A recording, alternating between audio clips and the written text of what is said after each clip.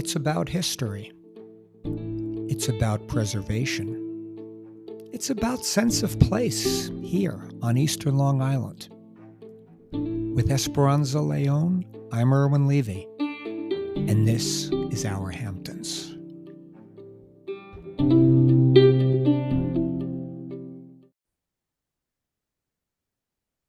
Esperanza. Hello, Irwin. Good morning. I'm have to say I'm intrigued by our guest. Before I introduce him, Esperanza, do you think we can be categorized as sort of journalists now ourselves, now that we're professional podcasters? I have a reason for asking, of course, Well, I would qualify perhaps as a researcher. I don't know about a journalist. Okay, fair enough. Just fishing for compliments. Maybe that's a question really more for our special guest. For our guest, yes. So why don't we bring him out now immediately? It's Professor Alexander Stille, the Sao Paulo. Is that good, Esperanza? Beautiful. Very good. Thank you. The Sao Paulo. Actually, San Paulo. It's an Italian. It's not the Brazilian Sao Paulo. It's the Italian San Paulo. San Paulo. Wow. And I really went on YouTube to really try to get this pronunciation right. And it said, I was doing the Portuguese, but okay, it didn't work. So, okay. We'll take it like that. But Alexander Stille. So, Alex, welcome to Our Hamptons Podcast. Thanks for having me. Oh, it's really our pleasure. And before we get into the book, which we're going to talk about Alex's most recent book, The Sullivanians. I devoured this book. While nonfiction, I will tell our audience right from the get-go, this thing reads like a page-turning novel. It is a wild story, an entertaining story. But before we dig a little deeper into that, Alex, aside from you're a professor at Columbia University, why don't you tell our audience a little bit more about yourself, some of the other things you might have written and your work? Mm-hmm.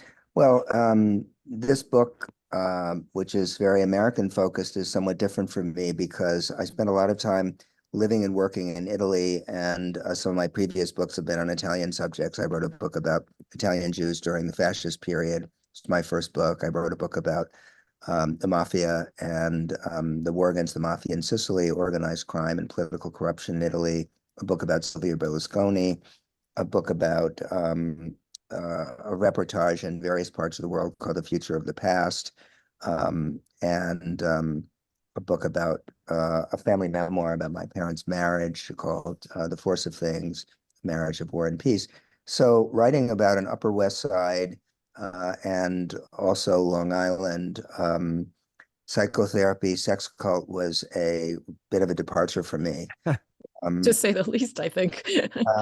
But it drew me in and intrigued me greatly from the beginning. I knew nothing about this group, which was part of what intrigued me. I teach at Columbia University, which is on the Upper West Side of Manhattan. And this group's kind of center of operation was in that neighborhood. And I realized that I'd lived in this neighborhood for decades. And there was this very strange, unusual utopian experiment happening in private, just down the block, essentially, from me, that had existed for 30, 35 years. And so that just really, really intrigued me. How could this community that was essentially try to create an alternative society have existed hidden in plain sight for several decades? So that was what kind of drew me into it. Yeah, well, that was the first thing that struck me about it. If we played word association with cults, Esperanza, suffice to say, it almost feels like a cult is more you associate with backwoods Oregon or something like this. You don't associate a cult being around the block from Zabar's and down the street from the Dakota on the Upper West Side. I mean, it just doesn't. Right. And that's, I think, one of the things that, I sort of tend to avoid using the word cult in the book, partly because I think we tend to think of a cult as being something alien and foreign. I'd never get involved in something like that. The people involved in this must be crazy or, Religious, lost yeah. losers, people, they pick up at the bus station who have nowhere to go. These were very smart, high-functioning professionals who had, advanced degrees, and many, many talented people passed through this community because in its initial formulation, it had a kind of idealistic and attractive components to it. And, as we'll see when we get into the discussion, a lot of really, really talented people went into this. It started as an alternative form of therapy, which had, its attractive components, and drew a lot of creative people into its orbit. So it's important to kind of remember that in thinking about this whole phenomenon. It's funny you mentioned that.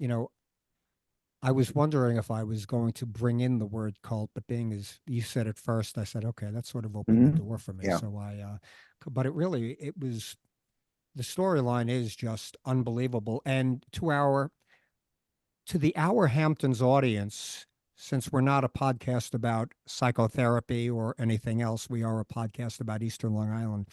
There is a very significant Eastern Long Island connection we're going to bring in, because one of the high functioning, Esperanza, can we call Jackson Pollock high functioning now that I think of it? Well, but Well, beyond him, highly there were creative. You others. can certainly Yeah, call him right. highly creative, Highly prominent, creative, creative people, of Mhm. which there are Right. many in this group. But what to kind of bring in the Long Island component, to kind of take it back to the beginning, this group was formed as a psychoanalytic institute, and the two people who founded it were a man named Saul Newton and his wife, Jane Pierce. Jane Pierce was a medical doctor who had studied with Harry Stack Sullivan, which is what gave the name to this group, although Sullivan was not alive when they went on their own and formed this institute. Their kind of operating theory was that that people continued to grow into adulthood, that people grew not through, just figuring out their Oedipus complex, but by exposure to other people, by experience. And so they figured, well, if that's the case, then the nuclear family, by definition, is limiting because it's preventing you from expanding out and meeting more other people. A monogamous marriage is by definition limiting and preventing you from growing. And so they advise their patients to cut off ties with their nuclear family, to have lots of sex with lots of different people. And eventually it became a kind of community of people that live with each other. But in the mid-50s, 1955 in particular, one of its early patients was the famous art critic Clement Greenberg. Greenberg was at the time involved with the beautiful young painter Helen Frankenthaler, and Frankenthaler ended their relationship, and Greenberg went into a kind of emotional crisis, at something of a nervous breakdown, and wound up in therapy with a man named Ralph Klein, who was a younger therapist being trained by the Sullivanians. And Greenberg was really felt this therapy was kind of turning his life around. And when his therapist, as it's sort of like a cliche that Manhattan therapists disappear into the Hamptons in August, Ralph Klein went out to Springs, to Amagansett, because Saul Newton and Jane Pierce, his mentors, had built a house on Barnes Landing in Amagansett. And so Klein was out there, and Greenberg just didn't feel he could be without his therapist for the whole month. So he invited himself out to the house of friends of his out there, and he was very close to Jackson Pollock and his wife, Lee Krasner. And so during the summer of 1955, Pollock unfortunately had fallen off the wagon and began drinking very heavily, and was in a very bad state. And sorry to interject, was yeah, that instigated in part by he had changed his painting style and Greenberg was highly critical yeah, of it? it was, it was several things. He actually had a local doctor out in East Hampton who had helped him get sober and that doctor had died in a car crash. And so he'd lost that figure. And then he had moved away from the kind of drip paintings that made Pollock so famous, and did a show in 1954.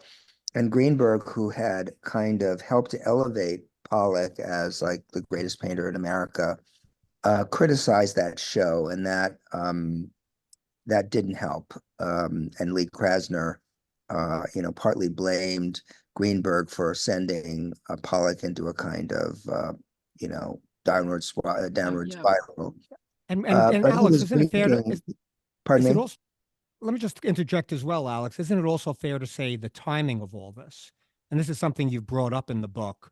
1950s America. I mean, this was a time when a lot of the societal changes were going on. The mores of society were really becoming far different than the more provincial 30s and 40s. I mean, that had to weigh Mhm. into this as well. I mean, and weigh into the whole concept of the Sullivanians, and particularly the behavior, if you will, of Newton and Pierce. Yeah, well, I think that there was, particularly in the art world, the changes that became evident to everyone in the 1950s, which was a kind of rebellion against society's convention, was already well developed in the art world. The idea that you should push against the grain, that you should be free in your personal and sexual life. There was a huge amount of drinking going on in that community. Pollock was an alcoholic, but Greenberg was a functional alcoholic. Painters like Mark Rothko was a serious alcoholic. William de Kooning, all of whom were Long Island people as well. There was just a huge amount of drinking going on, and people believed, and the Sullivanians believed, that drinking was actually helpful to you in relieving anxiety and freeing up your creative impulses. So when Pollock goes into this crisis in the summer of 55, and he's raging against his wife and treating her very badly, Greenberg says, like, this has got to stop. We have to do something. And he calls up Jane Pierce, who is the mentor of his therapist, Ralph Klein, and they drive over the few miles from Springs to Barnes Landing, and they have a meeting with Jane Pierce. And the result of it is that Lee Krasner is assigned one Sullivanian therapist, and then Pollock doesn't want to be left out, and he agrees to go into therapy, and he goes into therapy with Ralph Klein, who is also Clement Greenberg's therapist. And so then Pollock begins going in every week to New York for therapy with Ralph Klein. Greenberg continues in Sullivanian therapy for like the next 20 years, incredibly enough. And so this pattern begins of this relationship between the world of abstract expressionism and this kind of maverick form of therapy. Many other therapists that were sort of in Greenberg's orbit, including Jules Olitski, Kenneth Noland, Larry Poons. Larry Poons was dating Lucinda Childs, who became famous as the choreographer of Einstein on the Beach. All these people got into this brand of therapy. And as the group formed into a community, because during the 1960s, they began to encourage their patients to live with each other in large group apartments on the Upper West Side, women with women, men with men. The reason being they didn't want traditional families, to be forming among the patients. But the Long Island connection remained very strong, because all the therapists began to build and buy houses out near Barnes Landing, near where Newton and Pierce had their house. And then all the patients would come out and do summer shares to be near their therapists.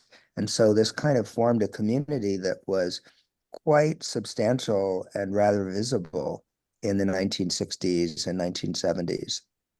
There is actually a great quote from the book. Well, it's actually Helen Frankenthaler's quote, how, to your point about psychotherapy and art being such a good fit in the 1950s.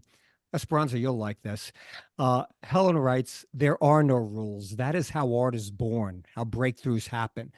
go against the rules or ignore the rules, that is what invention is about. Yeah. You know, Yeah. I mean, it's known that, psychology and abstract expressionism in particular, sort of, not that they went hand in hand, but those theories, Freud, Jung, they provided a different or a new framework for the artist to work from. Yeah. And the artist, About the unconscious mind, exploring right, the it seemed unconscious to mind. offer the possibility of tapping into your unconscious mind, which was going to feed your creativity and flow into your art. And so that was very much the thinking. And I think the thinking was also that if you were excessively timid and conventional in your personal life, you were probably likely to be timid and conventional in your artistic life. And so Right. the idea of freeing yourself up in that. So one of the things that happened in Pollock's life was at a certain point, the therapist encouraged him to see other women. And he got involved with this woman, Ruth Kligman, who was a young woman who was sort of had a romantic idea of the artist's life and literally was given instructions by a female friend of hers, go to the Cedar Tavern, which is where Jackson Pollock hangs out on Tuesday evening. amongst others, I might add. That's Pardon me, and has a long history of yeah. a real And so hangout she for the literally artistic went there and community. made a beeline for Pollock, and Pollock at that moment was following his therapist's instructions and took up with her and then began to bring her out to Springs, which did not please his wife Lee Krasner at all. But And Alex, can I just ask you was, now, because yeah, I read in the book, Ralph, and again, this goes back to the whole nuclear family issue and whatnot. Ralph Klein really was encouraging him to pursue Ruth Kligman and young women in general, saying you're married to an old, rather unattractive woman in Lee Krasner. Why not pursue these young, more attractive women? That was part of the whole.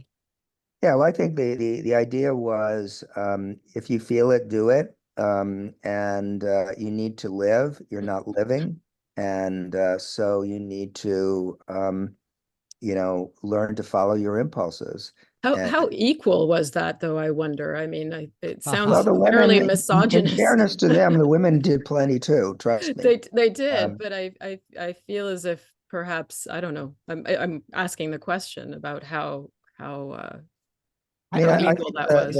In reading the book, gender issue.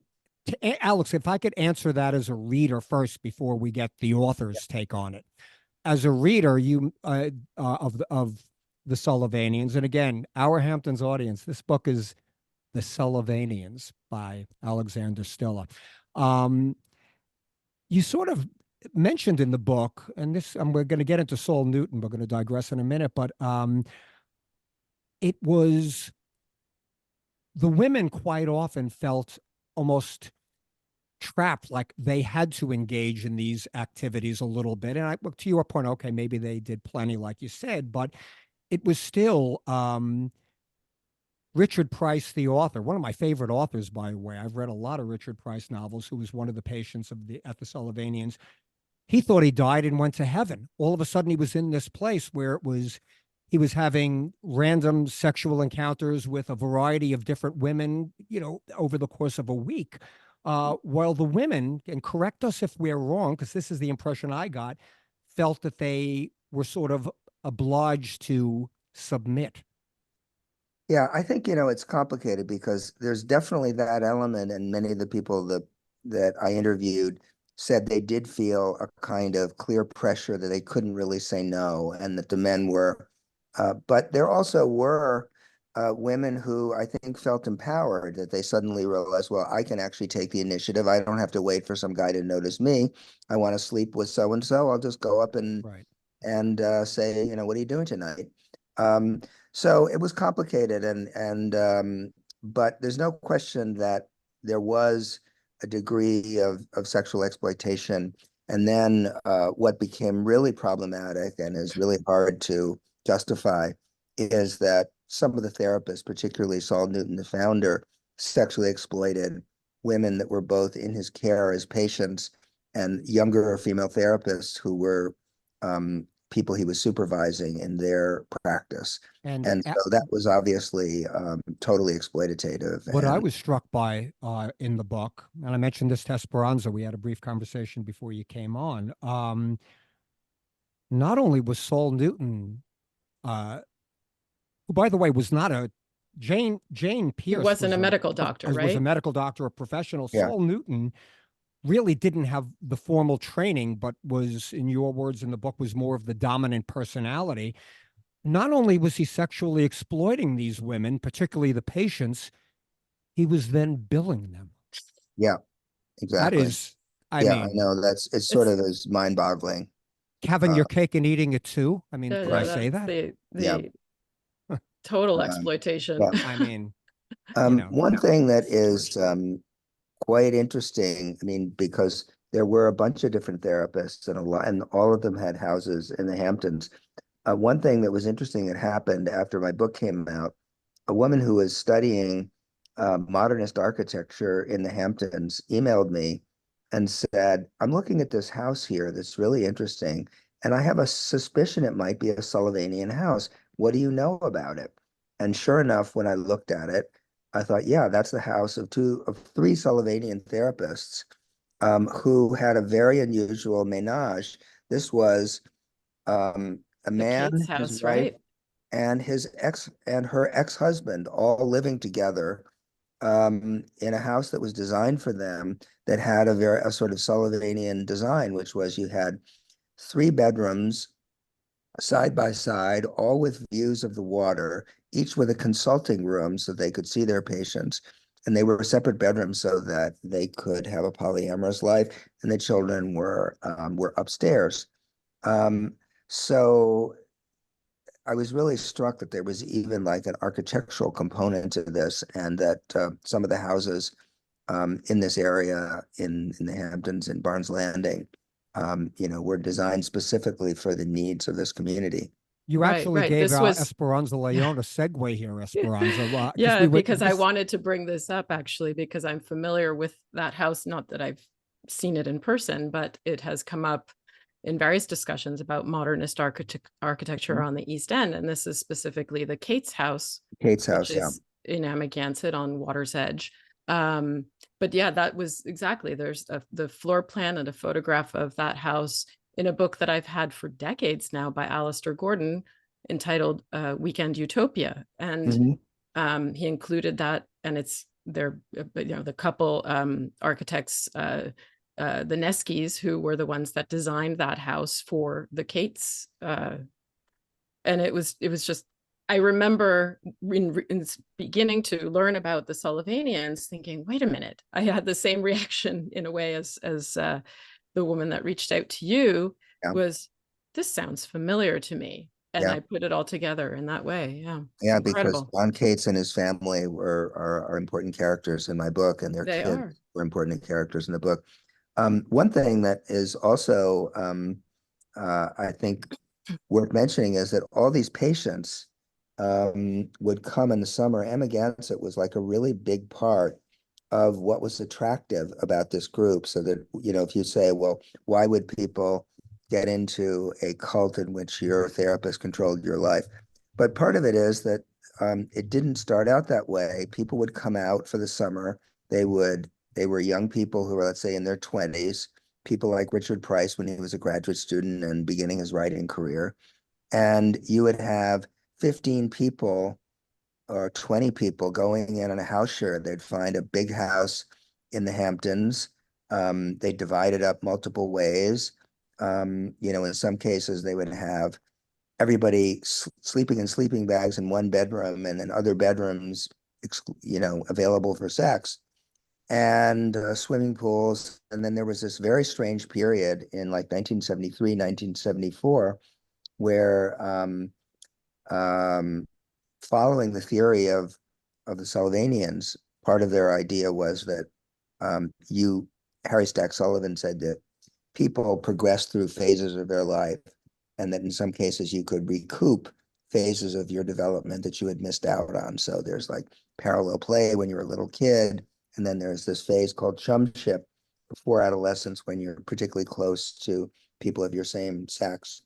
And so you had patients, Sullivanian patients, walking around with teddy bears and drinking vodka, from baby bottles, and this thing of walking with pacifiers. Meanwhile, having like group sex and pool parties. So it was really a wild scene out, out in the Hamptons during those summers. Although at the same time, they were also doing very fun and interesting things. They started doing group theater, and they put on plays. Someone like Richard Price wrote skits for some of the plays that they did. And because there were a lot of really smart, creative people in this group, and they had a lot of fun performing music and putting on theater. And they rented a theater in I think it was Southampton one summer, and put on a bunch of performances there. And then what happened was that so many people got interested in the theater and wanting to be involved in it, that the leadership suddenly saw this as potential competition for their power. And they took over the theater, and they said, oh, well, it's now going to be group theater. It's all going to be political. We're going to run it. And the group then really changed its character from being a kind of bottom-up creative community in which people could pursue their creative interests, into a much more top-down, totalitarian kind of thing. And it took on more of the features of a cult. And then interestingly, partly as a result of that, since everybody in this community then became full-fledged members of what was known then as the Fourth Wall Repertory Theater, which is what the theater was called. They sold their houses in the Hamptons, and they bought a big hotel up in the Catskills that could accommodate 250 people at a time. So in a way, the Hamptons period is an interesting intermediate period where people still have quite a bit of autonomy and independence. The patients are in their own houses, the therapists are in theirs. You weren't obliged to be in one of these summer shares, but it was really attractive, into something that became much more compulsory and much more controlling. And so in a sense, a lot of people that you interview that were in this group remember the Hamptons period very fondly as being a time of kind of freedom and fun. And then it became much less free and much less fun. But it was also part of that freedom, was it not just being out on the east end of Long Island, but it was, were they a little bit less under the influence of the whole Sullivanian Yeah, doctrine it by was, being out there? yeah, it was much less so. It really was more about community and fellowship. And so, people came out there, and, they were not with their therapists as much, so that like people would come out on the Long Island Railroad on a Friday evening, and they basically would take over one car of the railroad to become like this party car. It was like a Sullivanian car, and they'd all go out there and start drinking and carrying on and playing music. So everybody else who wasn't part of that group, like moved to some other car Right. because they didn't want to be part of that. And then they'd arrive in Amagansett, and the party would continue all weekend. They'd have softball games and go to the beach and play frisbee and do this and that. And so it was much more independent. The group was much more porous. You could invite a friend who wasn't part of a group out there for one of those weekends. That would be a way that people would get introduced into this community, and then there'd be a certain subtle pressure to get into therapy. But it wasn't nearly as rigid and as controlling as it then became. Once you had a kind of formal membership, it became much more rigid, and you were either in or you were out. And that was, kind of unfortunate. Yeah. Yeah. Sorry, what strikes me in what you're saying about the sort of a little bit more freedom and just it, and although this happened even with you, or even people probably living on the Upper West Side that didn't even know this was happening right next to them, Mhm. is that this came to my attention through a childhood friend of mine, this story about the Sullivanians, and she grew up in Amagansett, and I can guarantee that neither she nor her family had any idea that this was going on. So clearly there wasn't anything that would cause suspicion, I guess. Right. Yeah. Yeah. No, I mean, they were, if you simply observe people on the beach or on the softball team, you saw a lively group of, smart, attractive young people who were, graduate students in this or that, or, working in New York, having a good time. And that's the way it felt to a lot of people. It came, many people that I interviewed had been thinking long and hard about how did this group change and where did I lose control of my life? Hmm. And so, for example, there's a moment in 1979 when the nuclear reactor at 3 Mile Island, Harrisburg, Pennsylvania, has this accident, and the group gets into a kind of paranoid state in which the leadership becomes convinced that this thing represents a mortal threat to New York, even though no one else thought that was the case. And they all evacuate New York and go down to Orlando, Florida, and they stay in a hotel for like 10 days. And that was a moment where Richard Price, for example, thought like, this is crazy. I've like lost control of my life. I don't know who I am anymore. And another person I interviewed who was a medical doctor said, like, I knew this was bullshit from a scientific point of view. And it was the first moment that I sort of opened a part of my brain that was separate from the group, where I was beginning to think, some of the stuff I'm being told here doesn't add up. And he began to have doubts, although he stayed in the group for several more years after that. And around what period was that? That would have March of 1979. Oh, And already, okay. yeah. Because And this so, went into the early 90s, no? right, exactly. And so the group after that becomes much more insular because based on the idea that food grown in the Northeast is contaminated. There were suddenly food restrictions. They had a food co-op. You're supposed to buy your food at the food co-op and not at the supermarket. They had something called Radio Watch, where everybody in the group had to monitor two 24-hour news stations around the clock. So you'd be assigned duty to wake up at 3 a.m. to monitor this radio between, 3 and 6, and somebody else would be 6 and 9 and all the rest of it. Right. Had like an evacuation system. They bought these buses and they were preparing for the, sort of nuclear Armageddon. And because they thought they had to evacuate, everybody had to tell them where they were going to be at all hours of the day and night. So the whole thing became much, much more insular, much more controlling. Yeah, And mind control, truly. Yeah. Totally. so, well, as one of my interview subjects said to me, he said, we had a surveillance system that the Stasi could only have envied, because not only we know what everybody did, we knew what everybody thought, because you're telling your therapist your dreams and your inner thoughts and then that's being referred to the leadership up the line. So, and people were very nervous about, even your good friend, if you said something untoward, something critical about the leadership, people were afraid that if they didn't tell their therapist, they would get in trouble. And so there was It a just perpetuates a paranoia. Yeah, and Yeah. there was also a lot from what I gathered in the book, and we really need to start wrapping up, Alex. But Mhm. there was really talk about patient doctor confidentiality. If a patient would say something negative, for example, about Saul Newton, it would get back to him. So Yeah. things did leave that room. Yeah, there was no confidentiality. Yeah, exactly.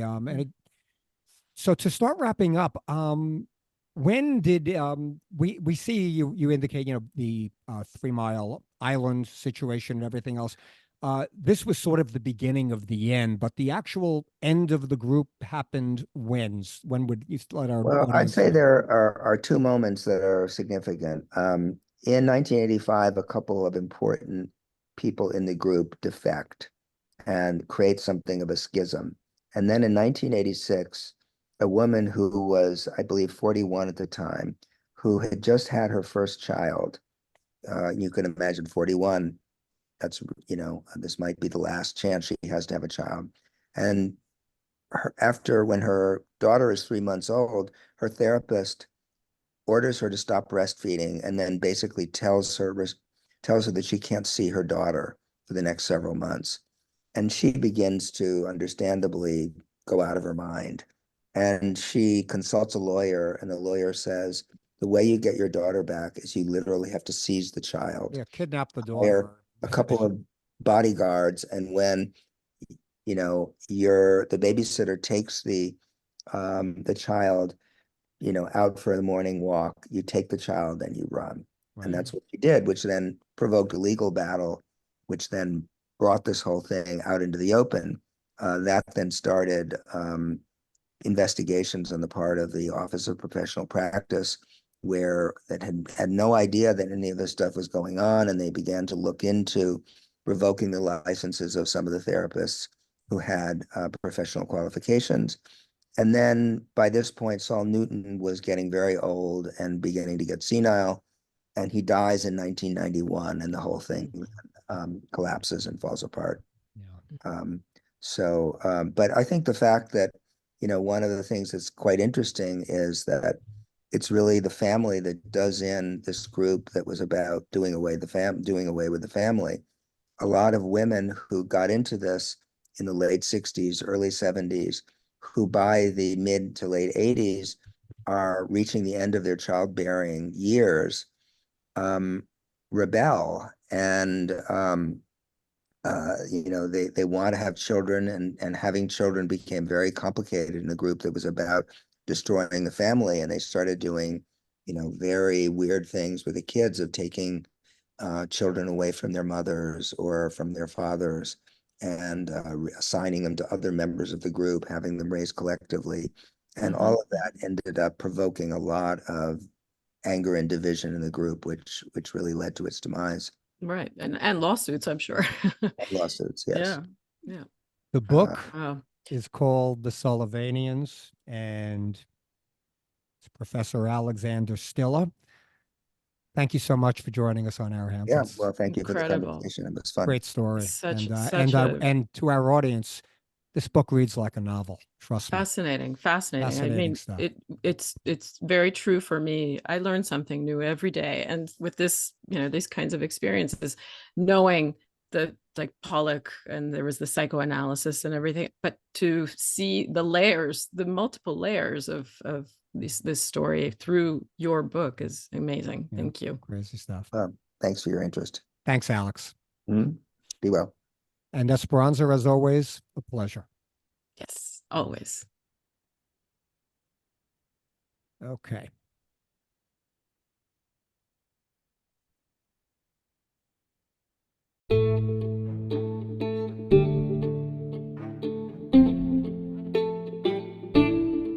Thanks so much for joining us.